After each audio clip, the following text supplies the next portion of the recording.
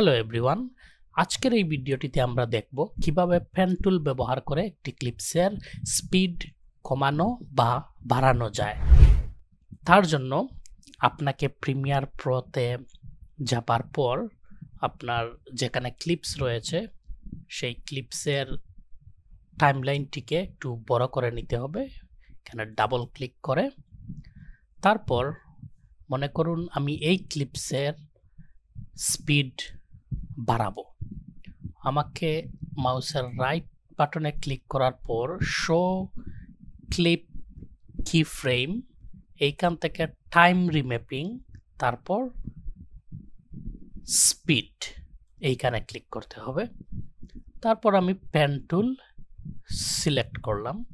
Pen tool select করার পর মনে করুন আমি এই জায়গা থেকে, আপনি দেখে নেবেন নির্দিষ্ট কোন জায়গা থেকে আপনি বাড়াতে চান স্পিড। মনে করুন আমি এই জায়গা থেকে বাড়াতে চাই, আমি পেন নিয়ে এইখানে মার্ক করে দেব। তারপর আবার এই জায়গাটিতে এসে আমি নরমাল করে দিতে চাই, পেন টুল নিয়ে এই জায়গাটিতে আরেকটি ক্লিক করে মার্ক করে দেব। এবার আমাদের নির্দিষ্ট জায়গা সিলেক্ট হয়ে গেছে, যে জায়গাটুকুর স্পিড আমরা বাড়াতে বা কমাতে চাই। এবার আপনি পেন টুলটিকে সিলেকশন টুলে নিয়ে আসবেন। সিলেকশন টুলে কনভার্ট করে দিলাম। এখন এই যে মধ্যখানের একটি লাইন দেখতে পাচ্ছেন, এই লাইনটিতে আপনি ধরে যদি উপরের দিকে উঠান তাহলে ক্লিপসটির স্পিড বৃদ্ধি পাচ্ছে। দেখতে পাচ্ছেন 180% বৃদ্ধি পেয়েছে।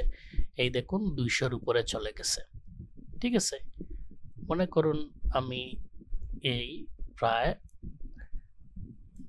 250% বৃদ্ধি করে দিলাম। এইবার একটু আমরা দেখি তো কিরকম হয়েছে।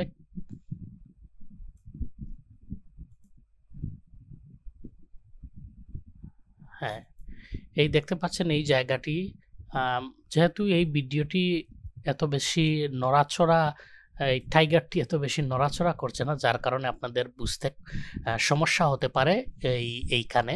কিন্তু এই যে ক্লিপসের আপনার জায়গাটি কমে আসছে, এই জায়গা কমে আসার কারণেই ক্লিপসের যে টাইমলাইনের জায়গা কমে আসার কারণে নিশ্চয়ই আপনারা বুঝতে পারছেন যে ক্লিপসটি স্পিড আপ হয়েছে। আর যদি কমাতে চান তাহলে আবার এইখানে ধরে আপনি নিচের দিকে নিয়ে যেতে পারেন। এই দেখুন অনেক বৃদ্ধি পেয়ে গিয়েছে ক্লিপস, দেখতে পাচ্ছেন অনেক লম্বা হয়ে গিয়েছে ক্লিপসটি। এবার প্লে করুন, এইবার দেখুন টাইগারটি নড়ছেই নাও, কিরকম স্লো নড়ছে, একটি পিকচারের মতো হয়ে গেছে ব্যাপারটা। ঠিক আছে, তো এই অপশনটি ব্যবহার করেই আপনারা আসলে